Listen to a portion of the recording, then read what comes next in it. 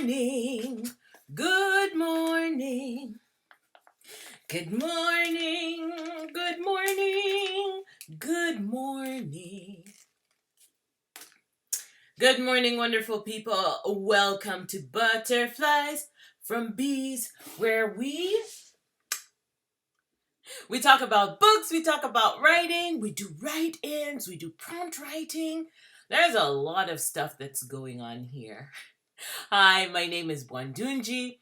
If you have never seen my face before, this is my face. And what I usually do on Monday mornings is present. I have this Monday morning write-in, as you can see from the title, where we sit down and we do our best to craft stories, to write, to put things on, to put more words in our work in progress, to have conversations about how things are going for us. That is what we do on Monday morning. Let me just make sure that we're having a bit of trouble with the stream. So hopefully that will sort itself out. It looks healthy now. It's going to stay healthy. I have decided it. Okay, so, sorry, I just needed to check that because sometimes it goes and restarts the stream simply because the stream health is not that great. And it's part of what I have to monitor, and it's good. It's fine. How are you doing? Welcome to the live write-in. I started this last year during NaNoWriMo, which I enjoyed very much because people had provided spaces where you could go and basically commune with other writers and talk about the things that you're doing. And NaNoWriMo is this great, if you've never heard about it before, it is this great opportunity that writers the world over use to write a novel in 30 days. To try and write 50,000 words towards a brand new work. Not adding words to something that you have already been working on, but to try something brand new, write a new piece of work in 30 days. And there's so much support and so much camaraderie on the internet amongst writers during that time. So last year I decided I'd go ahead and try this for myself. And when I did, there were a lot of Authortubers who provided places on their channels for you to gather and write together and do some writing sprints in order to get your word count up. So that's why I started this, and I thought, you know what, I'll continue it because it's great. It's such a great opportunity to sit down with other people. While they are writing, you are writing, and when you have problems, you can discuss what's going on in your life. It's great. I really enjoy it. What we try to do is do more writing than we do talking. But talking is not bad. Talking is not bad. And what I do is see that timer in the golden ribbon? And I never know where to point. Here. There we go. That. That usually tells us how much time we have in our writing sprint. And I do 20 minutes 3 different times during the write-in. We take short breaks and then we get back to it. Hold on, let's see. That's what we do. And for some reason today I can't talk. It's like words are just blah, blah, blah, blah, blah. Okay.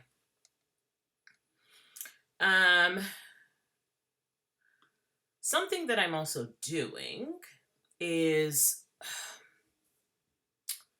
I did not take my degree is not in English or creative writing, and I know that's usually an MFA, but that is not what I was trained in. And most of what I have learned about how to write has been me looking for information online, watching other people's YouTube, Authortubers um, videos to hone my own skills and to figure out what it is that I need to do for my stories.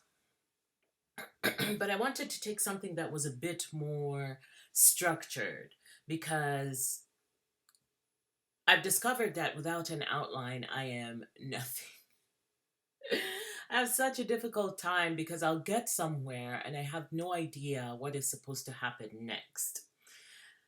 And it isn't that I don't have any idea at all. It is that I have too many ideas and none of them seem like the right choice to make because I'm not sure about what's going to happen next and what's going to happen next. So, yeah, I think I'm turning into a hardline outliner.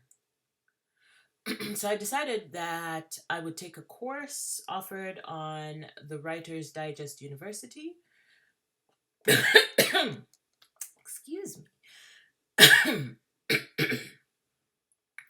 And this is supposed to help me create an outline and finish writing a book in 90 days. 90 days. I'm just at the beginning of it, and boy, oh boy. Part of it is about creating a practice that you can follow. And I know everybody has spoken about this, but there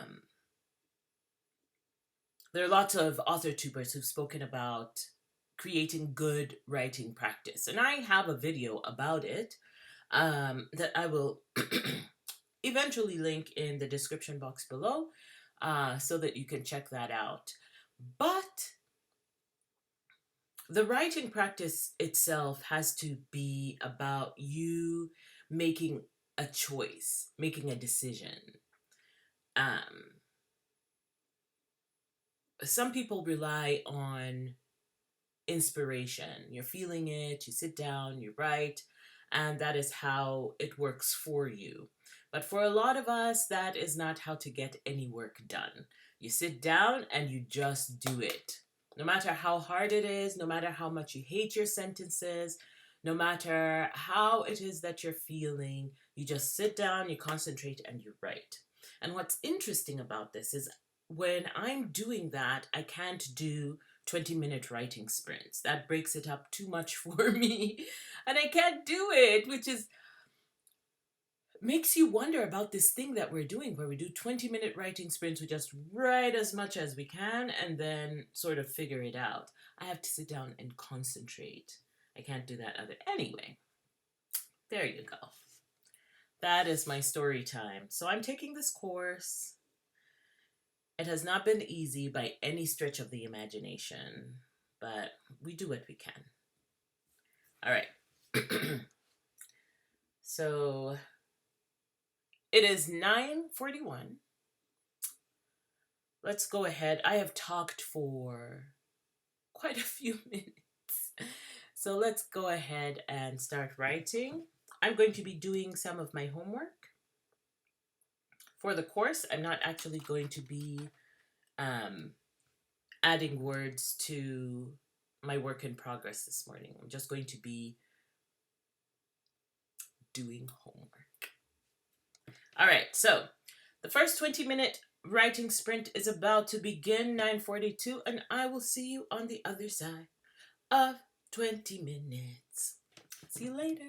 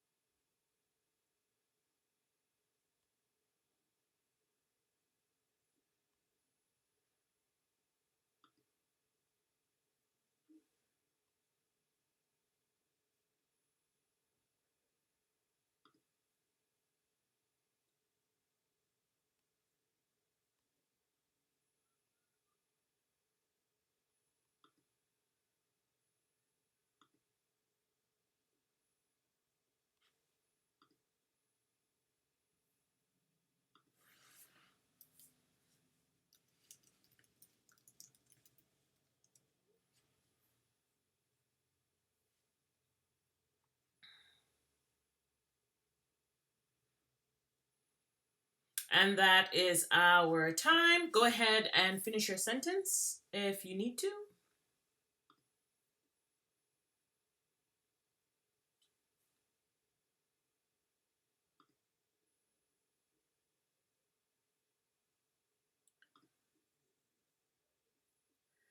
Good morning, Sarah Matthews. It has been a while.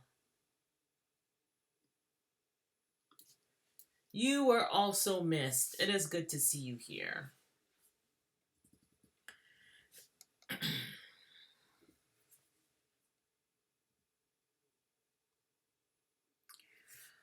Okay, so I discovered an issue with my writing is that I have a lot of sticky sentences.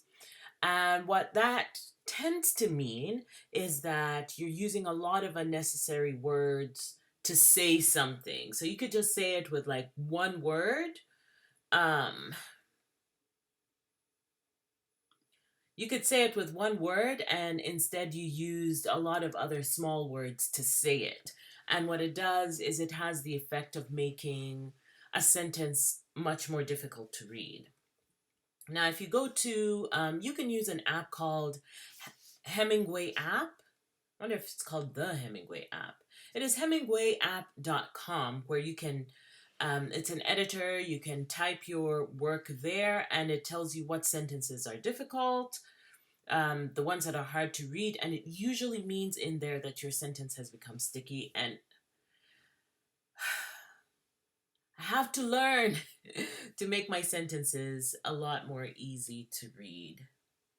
So I spent a lot of time yesterday with an assignment that I needed hand in, trying to make my sentences shorter. And I have an improving relationship with the comma, so I refuse to say that it's difficult or complicated. It is improving. Okay, let's see.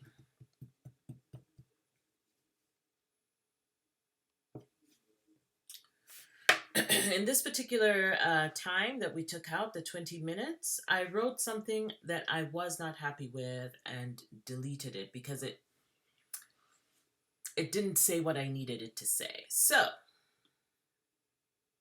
if you truly want to know how many words I have right now, I have 58 words. But they're words that I prefer. Now I'm talking about something that I actually do want to talk about. You know, I found someone said, and this is your to add on to your comment, that it's not a good thing to use a comma whenever you pause to breathe, because some teachers say whenever you pause, that is when you put the comma. But am I pausing to breathe or am I pausing to think? Because those can be two very different things. Why am I pausing? It can be confusing. Okay. I'm getting through my breakfast smoothie here.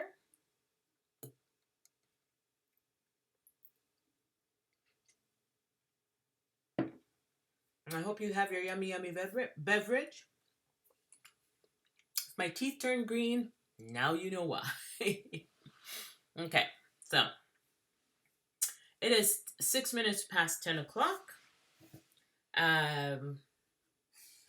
Let's go ahead and have the second little, it's not little, 20 minutes is not little.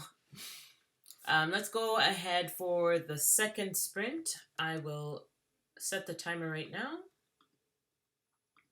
Let's go ahead and do this. Okay, let's reset. I'll see you in 20 minutes.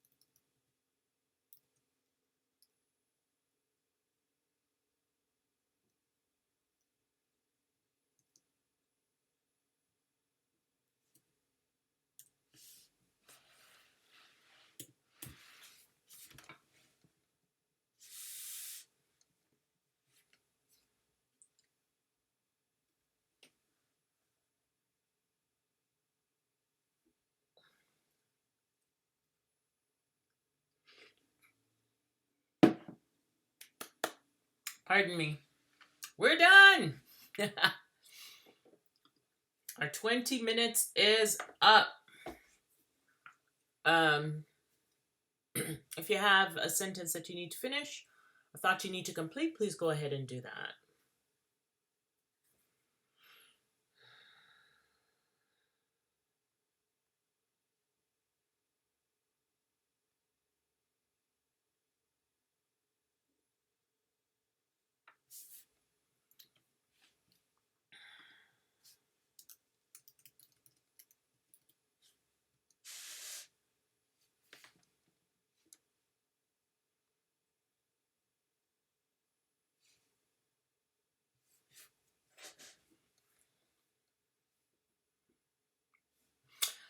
All right. All right. How did that go?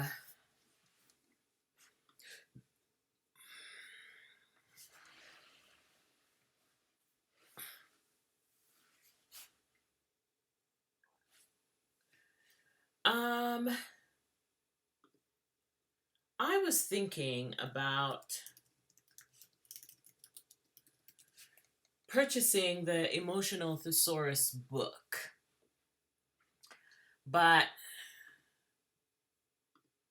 it feels like it would be more beneficial if instead of purchasing the book, I got and maintained an account on Writers Helping Writers.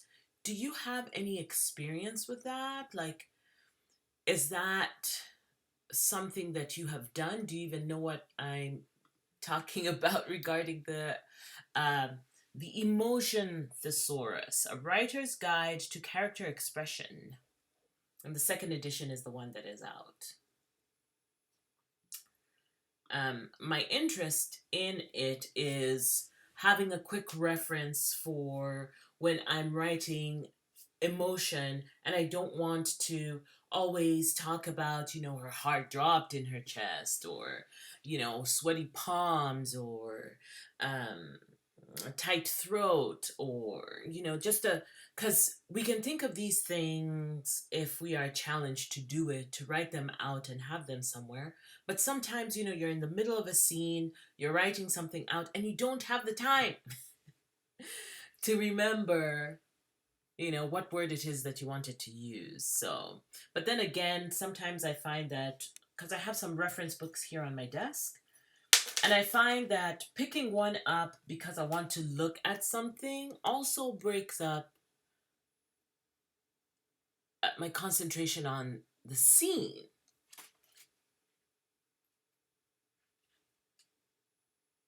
So,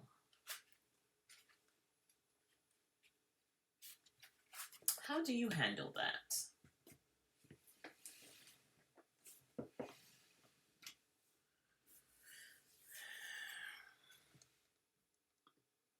Oh, you found it very helpful. Okay. Have you tried getting an account on writershelpingwriters.net? I did that for a while and then didn't renew. Sorry, it is One Stop for Writers. I didn't maintain the account, so. But you have you have access to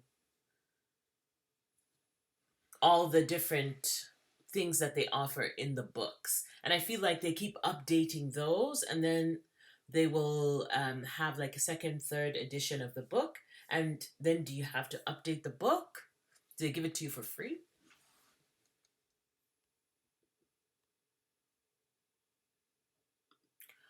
Oh,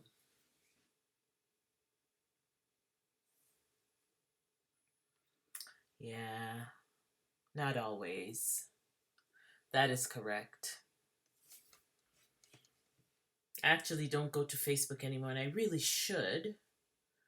Um, is there a Facebook writers group that you have enjoyed being a part of?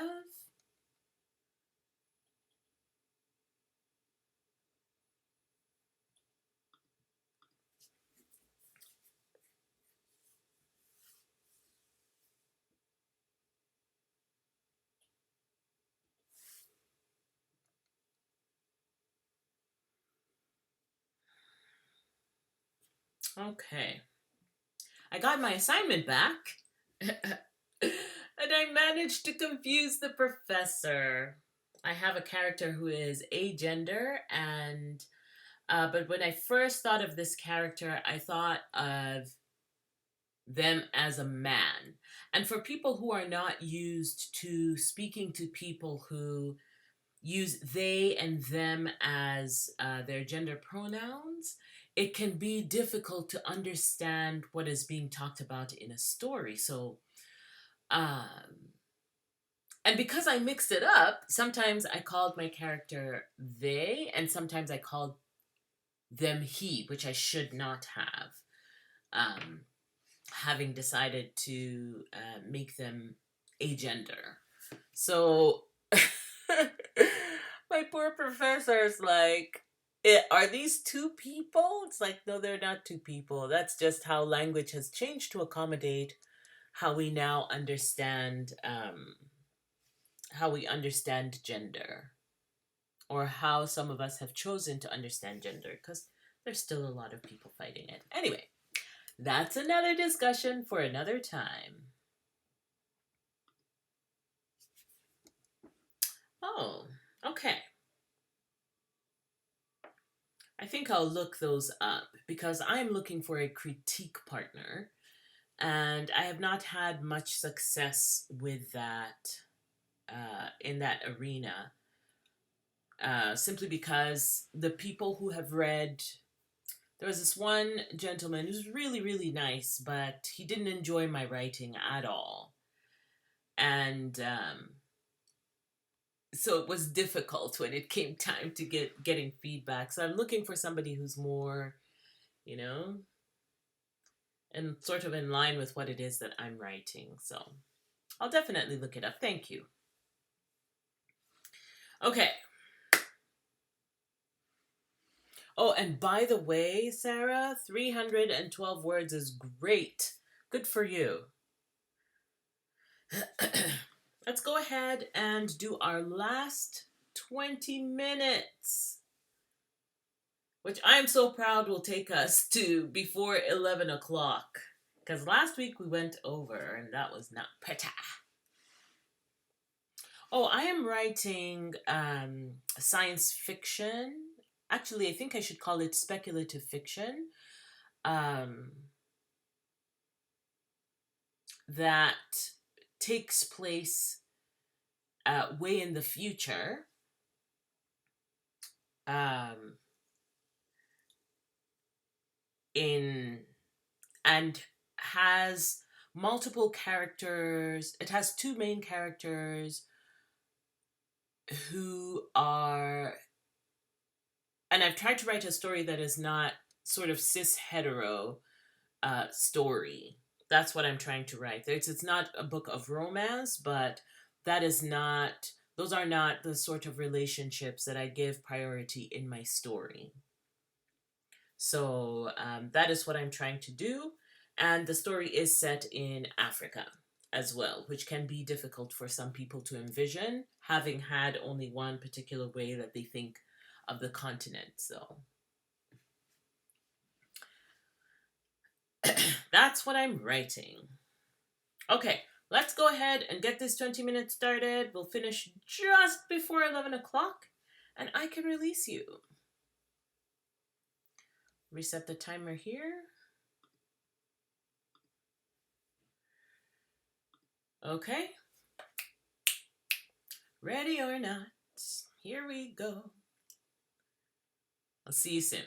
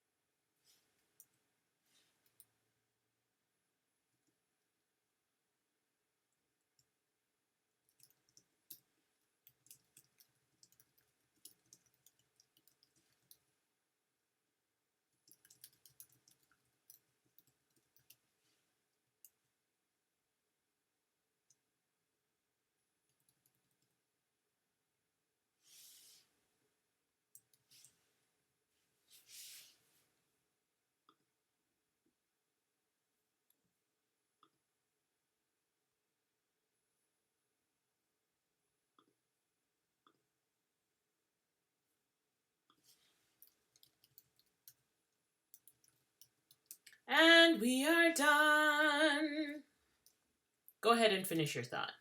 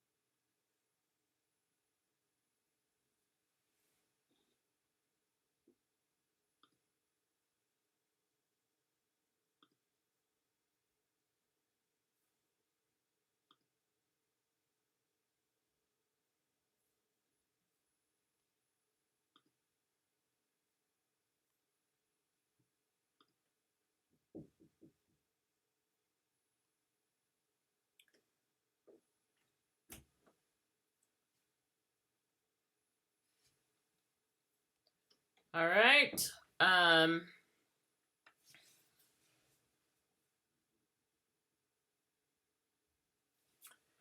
So, how did that go? How did you feel about that? Oh, you got 176. That's great. It is good to add words. I got 138. I got 138 words. I had difficulty deciding what to do with my homework. It's just one of those days. It's tough, but we sit here and we grind until we get to the other side. I've always thought that if I sat and did that, then the work that would be coming out would show my struggle. So anyway.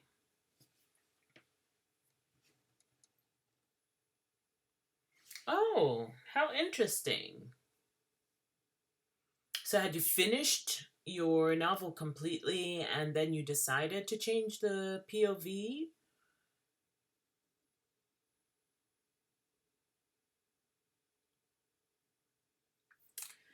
There is a book by N.K. Jemisin, the most recent books that she got awards for,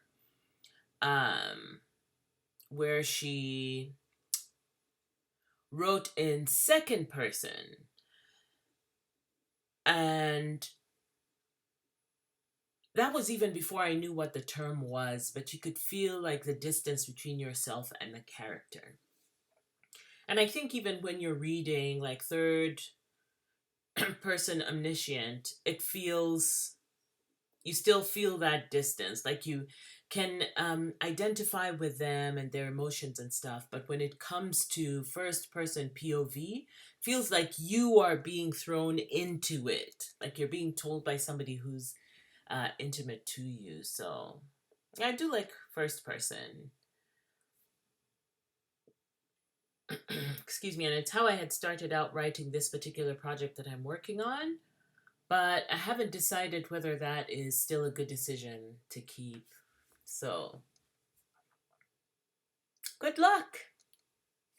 Good luck in your process. My intention right now is to release you to go on to working on the rest of your day. I have some housekeeping elements to take care of. Some days I wish I could just sit here and write, and then other times, it's okay. Okay, so thank you for being here with me.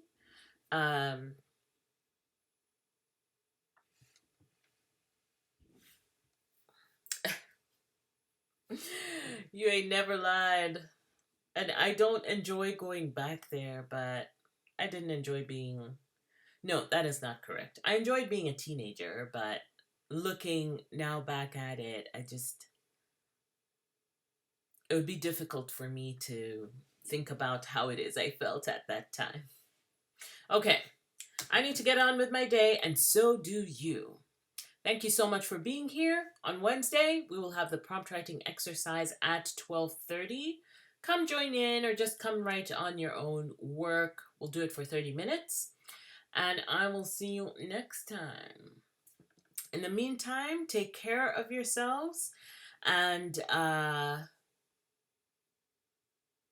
will see you in another video. Happy writing. Bye.